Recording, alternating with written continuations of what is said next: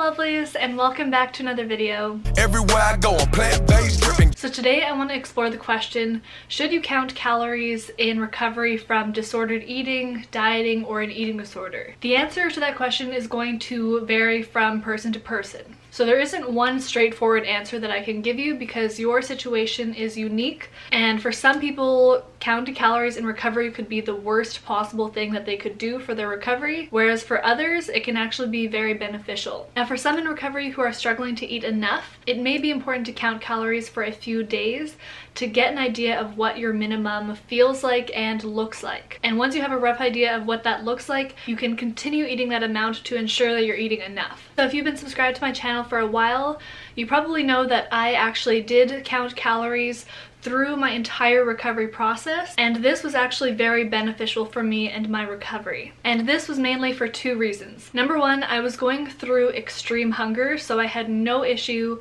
meeting my minimums in recovery, but I was quite skeptical about this abundant recovery process. I kept going back and forth between believing I was going through extreme hunger or if I was just binge eating. So by tracking my calories, it allowed me to see that the overall pattern of my appetite was going down. So it reassured me that I was not going to be binge eating forever and showed me that my appetite was overall going down. It also allowed me to see the pattern of what happened when I would try to eat less one day. So say my appetite was currently taking me to 6,000 calories a day. If I started getting into the mindset and believing that I was binge eating and that I should be eating less, if I tried to eat say 2,000 calories that day, the next day my calories would shoot back up to 8,000 plus calories. But if I stayed consistent listening to my appetite, I could see that the overall pattern of my appetite was that it was going down. So this was really reassuring to me and allowed me to trust the process and stick with following my appetite. The second reason that it was so beneficial for me was that for literally almost a decade, I was trying to eat what calorie counters told me I was supposed to eat, and I was trying to eat in a caloric deficit in order to lose weight. But yet I saw people online who claimed that they could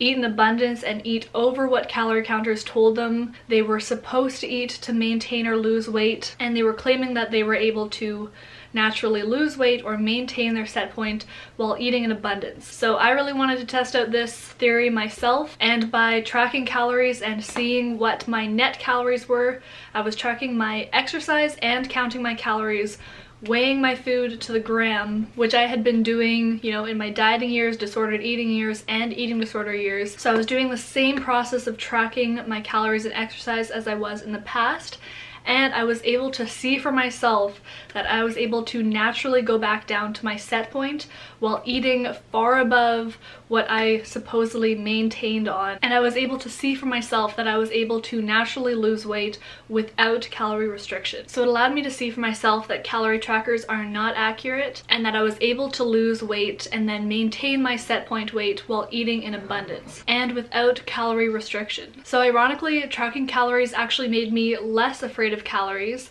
because I saw that it was possible to eat in abundance and go back down to my set point and then maintain my set point. But the key thing here is that I was only able to track calories and recover by detaching myself from the meaning of that number. I had to remove the guilt out of the number that I saw when I was tracking calories, because when I was going through extreme hunger and eating 6,000 to 10,000 calories a day, you know, my previous eating disorder or dieting mindset would be freaking out and feel so guilty about eating that much.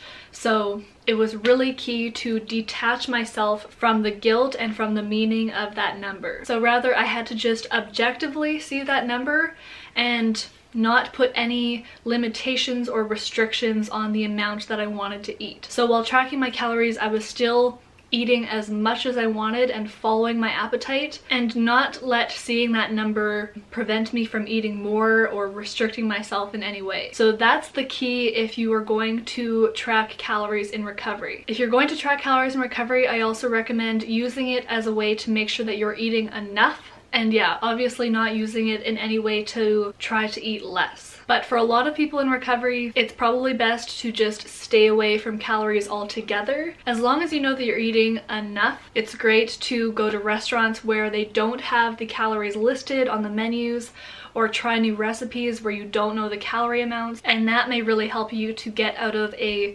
restrictive calorie counting mindset. So that is my answer to the question, should you count calories in recovery? It's certainly not a good thing for everyone in recovery, but in some cases it may be beneficial, as it was in my case. I really want to hear your guys' experience with tracking calories in recovery. Is it something that you have or are finding beneficial in recovery, or is it best for you to avoid numbers at all costs? Please let me know your experience in the comments down below. So I hope you guys enjoyed today's video. I hope you have a beautiful rest of your day. Don't forget to be kind to yourselves, and until next time, peace out guys. Bye. Everywhere I go, I'm plant-based, dripping. Got 'em woke, the new Bruce Lee. Roy, I got the glow. Kicking knowledge to your chick, I let her swim until she soaked. Boy, she trying to